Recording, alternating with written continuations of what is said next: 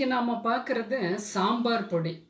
சாம்பார் அப்படிங்கும்போது, அ இன்ன பொருளால தான் சாம்பார் ருசியா இருக்கும் அப்படின்னு குறிப்பிட்டு சொல்ல முடியாது. நீங்க காய்கள் சேர்க்கறதுக்கு தகுந்தது போல, அந்த பருப்ப வேக வைக்கிற மெத்தடு, அதுபோல இந்த சாம்பார் பொடி. இதுலயும் ரொம்ப சூட்சமா இருக்கு. சாம்பார் பொடியில எந்த பொருள் நெறையா கலந்தா, அது ஒரு மாதிரி கொத்தாம் போல கொழ கொழன்னு ஆகிறது.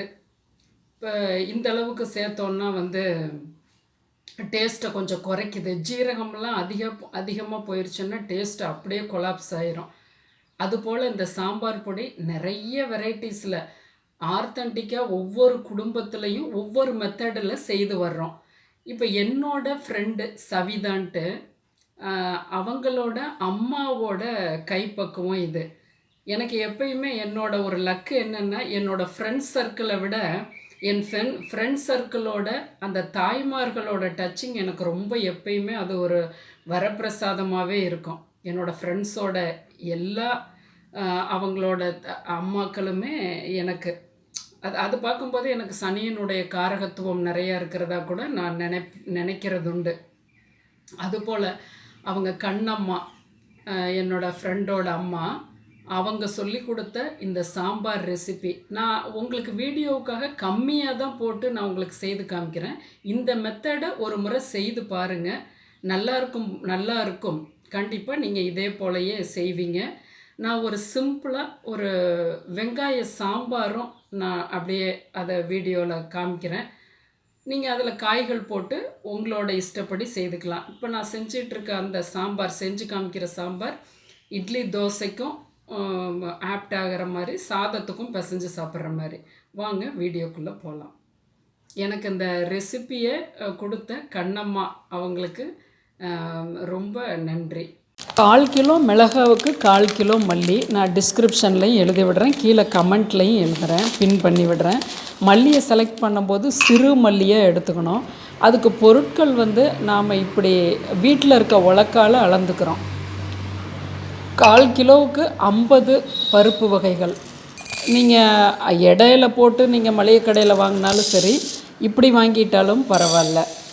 இப்போ என்னென்ன சேர்த்துருக்கோம் பாருங்கள். 50 துவரம்பருப்பு, கடலைப்பருப்பு, பாசிப்பருப்பு, உளுந்தம்பருப்பு, 4மே 50. 1 டேபிள் ஸ்பூன் ஜீரகம் பெரிய ஸ்பூனில், 1 டேபிள் ஸ்பூன் மிளகு, எல்லாமே தனித்தனியாக வறுக்கணும். 1 டேபிள் ஸ்பூன் வெந்தயம், 1 டேபிள் ஸ்பூன் புழுங்கல் அரிசி, 3/4 டேபிள் ஸ்பூன் கடுகு. நான் அதை உளுந்து போட்டிருக்கிறதால அப்படி தெரியுது. நல்லா மல்லியை வறுப்பாக வறுக்கணும். நீங்கள் வடைச்சட்டிக்கு தகுந்தது போல் நல்லா ஒரு 20% ஃப்ளேமில் இந்த 1/4 கிலோ மல்லியை வறுத்திங்கன்னா 3லேருந்து 4 நிமிஷம் வரும். வாசம் வரும்போது எடுத்து கொட்டிடுங்க. பருப்புகள் ஒன்றும் இந்த அளவுக்கு கருப்பாக ஆயிடக்கூடாது, வறுபடாமையும் இருக்கக்கூடாது. அதுதான் ருசி. பாருங்கள், ஒவ்வொரு துவரம்பருப்பு, கடலைப்பருப்பு, உளுந்தம்பருப்பு, பாசிப்பருப்பு இந்த அளவுக்கு நீங்கள் வறுத்துடணும். கடுகு, புழுங்கல் அரிசி, வெந்தயம், மிளகு, ஜீரகத்தை மட்டும் சும்மா சுவிட்ச் ஆஃப் பண்ணிவிட்டு 2 பெரட்டி எடுத்து கொட்டிட்டோம். இப்போ இதெல்லாம் ஆறிக்கிட்டு இருக்கு. ஒரு 4 சொட்டு விளக்கெண்ணெய் விடுறோம். இப்போ அடுப்பு வந்து ஆனில் இல்லை. அந்த விளக்கெண்ணெயில் ஒரு மிளகாய், தேவையான மிளகாயை போடுங்க. அப்படி கிளறி கொடுத்திங்கன்னா எல்லா இடத்துலையும் விளக்கெண்ணெய் கோட்டாயிக்கும். இப்போ நம்ம சுவிட்சை ஆன் பண்ணி 2 கைகளால் நீங்கள் கட் பண்ணிக்கிட்டிங்கன்னா இன்னும் ஈஸி. பெரியவங்க வீட்டில் இருந்தாங்கன்னா 2 கட் பண்ண சொல்லி கொடுத்தீங்கன்னா ஒரே கரண்டியிலே கூட நீங்கள் வதக்கிடலாம். கண்டிப்பாக இது நல்லா அது உப்பி வரணும், மிளகாய் உப்பி வரணும், தொட்டாலும் ஜூடு இருக்கணும். நீங்கள் எடுக்கும்போது வதன்னு தான் இருக்கும், அப்புறம் நல்லா கிறிஸ்பி ஆயிரும். கண்டிப்பாக காம்புகளை எடுத்துடணும். அதில் பித்தம் அதிகமாக இருக்குது, அது தேவையில்லாதது. ஒவ்வொரு முறை வறுக்கும்போதும் கல் உப்பு கொஞ்சம் போட்டு வறுத்துக்குங்க. அப்போ காரல் வெளியே வராது. பாருங்கள், ஆறுனோன்னு இப்படி பட்டுன்னு சவுண்டு வருது பாருங்களேன். இப்போ நம்ம வறுத்த பொருட்கள் எல்லாமும் ஆற வச்சு ஒன்று கலந்து, இந்த வறுத்த உப்பை சேர்க்க வேண்டியதில்லை. அது காரல் வரதுக்காக பண்ணுறது. நல்லா நைஸாக குங்குமமாக அரைச்சிட்டு வந்துட்டோம். நீங்கள் சூடாக இருந்ததுன்னா இது போல் தாம்பாளத்தட்டில் கொட்டி வைங்க. எனது சூடாக இல்லை. 1 டேபிள் ஸ்பூன் இந்த இடத்துல மஞ்சப்பொடி கலந்துக்கிறோம். நான் வந்து எப்பயும் இப்படி ஃப்ரெஷ்ஷாக தான் கலந்துக்குவேன். பெருங்காயம் நாம் போட வேண்டியதில்லை. தேவையான பொழுது நீங்கள் சாம்பாருக்கு எவ்வளோ தேவையோ அவ்வளோ போட்டுக்கலாம். நைஸ் உப்பு 1 டேபிள் ஸ்பூன் கோபுரமாகவே போட்டுக்குங்க. இது வண்டு பிடிக்காமல் இருக்கிறதுக்கு. இப்போ 1 டேபிள் ஸ்பூன் விளக்கெண்ணெய் விட்டுக்கிறோம். இது வந்து விட்டு போகக்கூடிய அந்த ரியாக்ஷனை தடுக்கக்கூடியது இந்த விளக்கெண்ணெய். கண்டிப்பாக நீங்கள் எடுக்கிற குவான்டிட்டிக்கு தகுந்த மாதிரி எண்ணெய்களை சேர்த்து நல்லா கைகளால் பிசைஞ்சு கொடுத்துருங்க. இப்போ நம்ம அன்றாடம் தேவைக்கு ஒரு பாட்டிலில் எடுத்து வச்சுக்கிட்டு நீங்கள் ஃப்ரிட்ஜுக்குள்ளே ஸ்டோர் பண்ணிக்கிங்க மிச்சத்தை.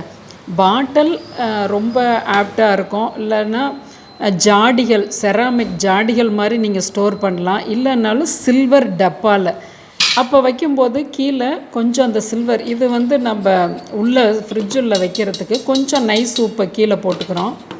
இதில் இந்த சாம்பார் பொடியை போட்டு ஒரு பட்டையான ஸ்பூனை வச்சு அமுத்தி அமுத்தி கொடுக்குறோம். பாருங்கள், டப்பா சின்ன டப்பா தான், ஆனால் பாருங்கள் அவ்வளவும் வந்து கொல்லும். அந்த அளவுக்கு நீங்கள் அதை ஃப்ரிட்ஜுள்ள வச்சிட்டிங்கன்னா எடுக்கும்போது அப்படி சுரண்டி சுரண்டி தேவையான அளவுக்கு எடுத்துக்குங்க.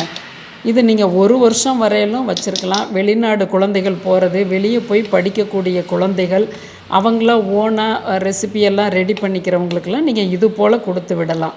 வெளியே இருந்தாவே கெடாது.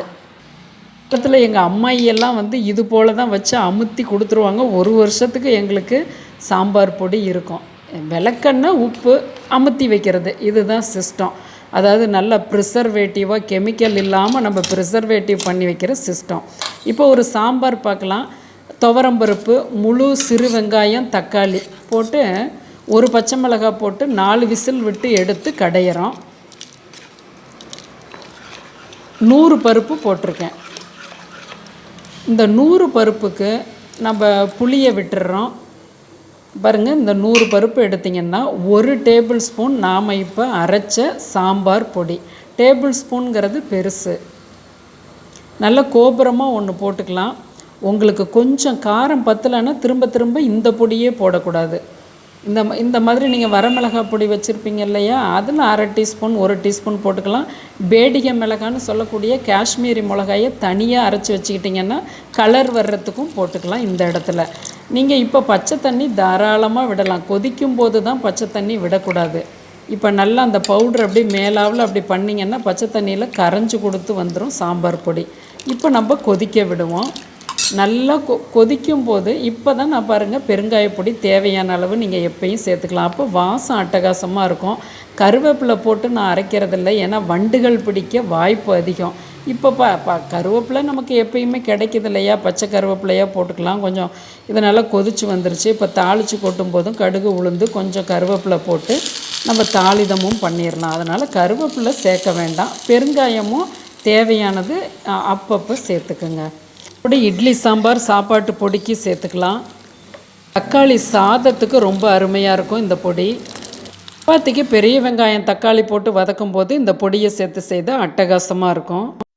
காய்கறி சாப்ஸுக்கு பயன்படுத்திக்கலாம்.